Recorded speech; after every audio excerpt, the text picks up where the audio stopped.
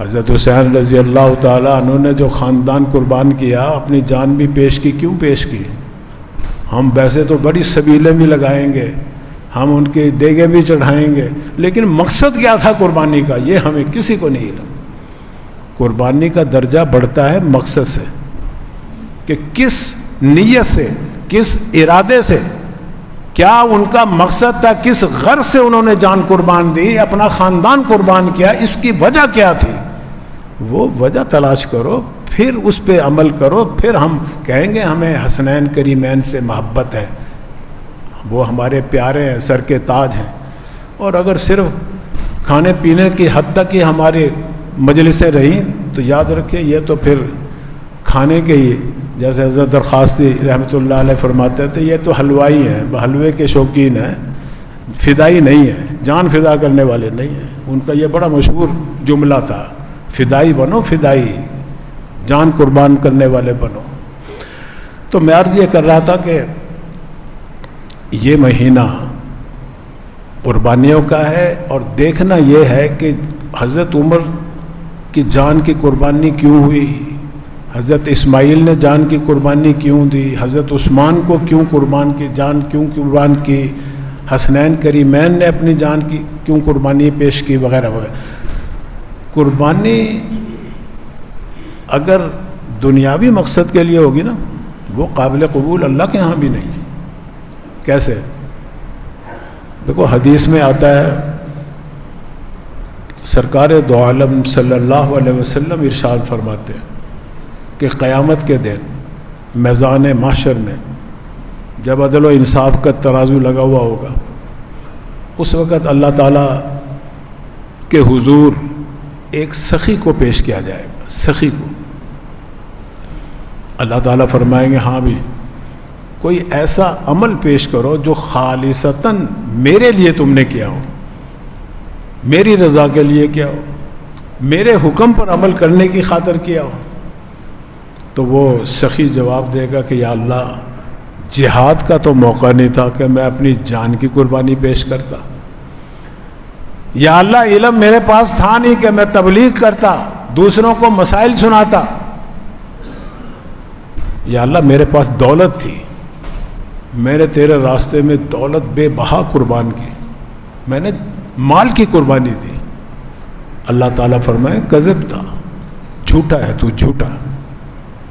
تو نے مال جو لوگوں میں تقسیم کیا میرے حکم کے تحت نہیں کیا، میری رضا کے لیے نہیں کیا، میرا حکم سمجھ کے نہیں کیا. تو نے تو اپنی نام آوری کے لیے مال کو خرچ کیا کہ لوگ مجھے کہیں کہ بڑا مالدار تھا، یہ بڑا سخی تھا، بڑا فیاض تھا. میں نے دنیا میں اس کا تجھے صلہ دے دیا، میں نے مشہور کر دیا تھا کہ یہ حاتم طائی ہے. دیکھو نا، حاتم طائی کی دنیا مثال دیتی ہے، اللہ نے اسے اتنا مشہور کیا، اتنا بچے بچے کی زبان پر ہے کہ بھئی یہ حاتم طائی ہے، بڑا فیاض تھا، بڑا مہمان نواز تھا. کہ فرمایا کہ یہ جھوٹا ہے، اس کو پیشانی کے بالوں سے پکڑ کر جہنم میں ڈال دیا جائے. وہ فرشتے پکڑیں گے اور جہنم میں ڈال دیں گے جا کے. بالکل اسی طرح سب سے جو قیمتی چیز ہے انسان کے پاس وہ اس کی جان ہے. ایک شہید کو پیش کیا جائے گا اللہ کے حضور، اللہ تعالیٰ اس سے بھی سوال کریں گے کہ لاؤ بھی کوئی ایسا عمل جو صرف میری خاطر کیا ہو، میں اس کی وجہ سے تیری بخشش کر دوں. وہ کہے گا شہید، جان قربان کرنے والا دنیا میں، کہ یا اللہ، دولت میرے پاس نہیں تھی کہ میں مال خرچ کرتا تیرے راستے، علم میرے پاس نہیں تھا کہ اس کی اشاعت کرتا لوگوں کے اندر. یا اللہ، میرے پاس میری اپنی جان تھی، جہاد کا موقع تھا، میں نے تیری خاطر اپنی جان تک قربان کر دی. اللہ تعالیٰ فرمائے کذب تھا، جھوٹا ہے تو، جھوٹا. کیوں؟ اس لیے کہ تو نے تو جان اس لیے قربان کی تھی کہ لوگ کہیں کہ بڑا بہادر ہے، بڑا جرنیل ہے، دے دو اس کو تمغے، دو اس کو بڑے بڑے، اس کو فیلڈ مارشل کا لقب دے دو، اس کو فلاں کا دے دو، اسے یہ. بھائی جھوٹا ہے تو، فرشتوں سے حکم ہوگا سر پیشانی کے بالوں سے پکڑ کے جہنم میں ڈال دو، اس کو ڈال دیا جائے گا اسے. تو بھائی اصل دیکھنا یہ ہے کہ مقصد کیا ہے. دیکھو واقعہ ایک یاد آ گیا، حضرت علی کرم اللہ وجہ جہاد پہ جا رہے، جہاد میں مسلمانوں کے لشکر ہے بہت بڑا، ادھر کافروں کا لشکر ہے بہت بڑا. جب آمنا سامنا ہوا لشکر کا تو کفار کے لشکر کی طرف سے یہ آپشن آیا کہ بجائے اس کے کہ ہم تلواریں آپس میں بھڑیں، آپس میں چلائیں اور خون ریزی ہو، ایک پہلوان ہم پیش کرتے ہیں میدان میں، ایک پہلوان تم پیش کر دو، ان کی آپس میں کشتی کرا دو، جو زیر کر لے، جو پہلوان کو شکست دے دے اور جو سینے پہ چڑھ کے بیٹھ جائے اور وہ اس کی گردن بھی کاٹ دے تاکہ بعد میں اٹھ کے کوئی جھگڑا نہ ہو، گلا بھی کاٹ دے، پتہ چل جائے کہ بھی یہ فاتح ہے یہ مفتوح، بس اس کا لشکر فاتح ہو جائے گا اور جس کی گردن کٹ جائے گی اس کا لشکر مفتوح ہو جائے گا، مغلوب ہو جائے گا. مسلمانوں نے پاس جب یہ بات پہنچی، انہوں نے مشورہ کیا، انہوں نے رضامندی کا اظہار کر دیا، کہتے ٹھیک ہے جی ہم راضی ہیں، نکالو اپنا پہلوان. اس وقت جو اس دور کا بہت بڑا رستم زمان تھا اس کو میدان میں بھیجا گیا. ادھر سے مسلمانوں کی نظر انتخاب جو پڑی وہ سیدنا علی کرم اللہ وجہ پہ پڑی، ان کو بھیجا گیا کیونکہ یہ فن پہلوانی کے بڑے ماہر تھے حضرت علی، اور ویسے بھی بڑے بہادر اور دلیر تھے، اس میں تو کوئی شک ہی نہیں، یہ ان کی بہت بڑی فضیلت ہے. دونوں کی کشتی ہوئی، کافی دیر کشتی ہوتی رہی، مسلمان اللہ سے دعا بھی کرتے رہے کہ اللہ ہمارے پہلوان کو فتح عطا فرما. آخر اللہ کی بھی مدد آئی مسلمانوں کے ساتھ، ایسا داؤ لگایا حضرت علی نے کہ اسے چت کر دیا اور سینے پہ چڑھ کے بیٹھ گئے اور فرمایا کہ لاؤ بھی میری تلوار لے کے آؤ، میں اس کا گلا کاٹتا ہوں. اب وہ تلوار آنے سے پہلے کافر پہلوان نے نیچے پڑے پڑے حضرت علی کے چہرے پر تھوک دیا، اور تھوکا اس نے اس لیے تھا کہ میں نے قتل تو ہو ہی جانا، چلو میری مشہوری تو ہوگی نا، کہ وہ پہلوان مرتے مرتے قتل ہوتے ہوتے بھی اس نے علی کے منہ پہ تھوکا تھا، دنیا میں میرے چرچے ہو جائیں گے، یہ بھی ایک بہادری ہوگی میری. اس نے تو اس نیت سے تھوکا. اب وہ جب تلوار آئی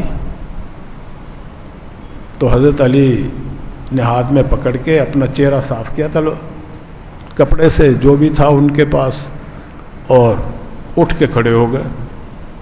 وہ سمجھ رہا تھا کہ بس اب مجھے قتل کیا، اب قتل کیا، لیکن حضرت علی نے اس کو چھوڑ دیا، نہیں قتل کیا. کھڑے ہو گئے، وہ بھی کھڑا ہو گیا. اب وہ نیچے پڑا ہوا پہلوان وہ کھڑے ہو کے پوچھ رہا ہے علی کیا وجہ، تم تو اسد اللہ ہو، اللہ کے شیر ہو، کس چیز نے منع کیا تمہیں؟ میں تو تمہارے پنجے میں آ گیا تھا، قابو میں آ گیا تھا، تم نے تو مجھے قتل کرنا تھا، کیوں نہیں قتل کیا، کیوں چھوڑ دیا؟ حضرت علی کا جواب سنیے. فرمایا کہ بھائی تو نے جو تھوکا ہے نا، تھوکنے سے پہلے میرے دل اور دماغ میں جو جذبہ کار فرما تھا وہ صرف یہ تھا کہ میں دین کی خاطر، اسلام کی خاطر، اللہ کے حکم کی خاطر تجھے قتل کروں گا. جب تو نے میرے منہ پہ تھوکا تو میرے سینے میں تو آگ بھڑک اٹھی انتقام کی کہ اس نے میرے منہ پہ تھوک دیا.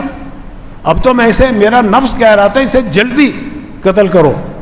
میں نے کہا نہیں، اگر میں نے اسے قتل کر دیا اس حالت میں تو قیامت کے دن اللہ فرمائیں گے تو نے میرے لیے نہیں قتل کیا، تو نے تو اپنے خواہش نفس کے خاطر قتل کیا، جو سینے میں غصے کی آگ بھڑک رہی تھی اس کی وجہ سے قتل کیا، اس لیے میں نے تجھے چھوڑ دیا.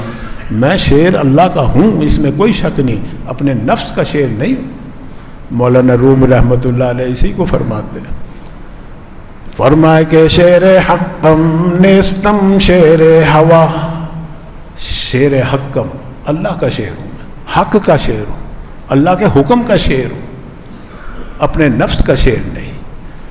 فرمائے کہ شیر حقم نیستم شیر ہوا، شیر حقم نیستم شیر ہوا، فعل من بر دین من باشد گواہ. میرے اس فعل پر، میرے اس دعوے پر کہ میں اللہ کا شیر ہوں، میرا یہ فعل جو ہے نا گواہ ہے قیامت کے دن گواہی دے گا میرا یہ پھر. تو عرض میں یہ کر رہا تھا کہ قربانی خواہ حسنین کریمین کی ہو، خواہ ان کے خاندان کی ہو، خواہ حضرت عمر کی ہو، خواہ حضرت عثمان کی ہو، خواہ حضرت علی کی ہو، ہم نے یہ دیکھنا مقصد کیا ہے. کیونکہ مقصد سے قربانی کا جو درجہ اور مقام اللہ تعالیٰ کے ہاں وہ بھی بڑھ جاتا ہے. اور مقصد اگر ادنا درجے کا ہو تو ہمارے نزدیک بھی اس کا اعتبار نہیں، ہم اور آپ بھی اس قربانی کا نہیں اعتبار کرتے، چاہے جائے کہ اللہ تعالیٰ وہ اعتبار کریں ہماری قربانی کا.